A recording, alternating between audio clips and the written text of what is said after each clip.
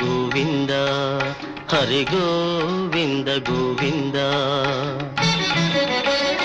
ఉత్పాతములు ఎన్నో ఉత్పత్తిల్లేను తోక చుక్కలు ఎన్నో పుట్టుకొచ్చేను అంతు పొంతు లేని ఆపదల దేశము అల్లకల్లోలమైపోయేను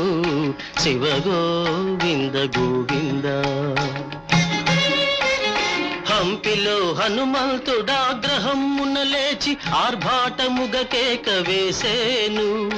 ఆ కేకలకు జనులు అదరిపోయేరు ఆకురాలిన ఎట్టు రాలిపోయేరు శివ గోవింద గోవింద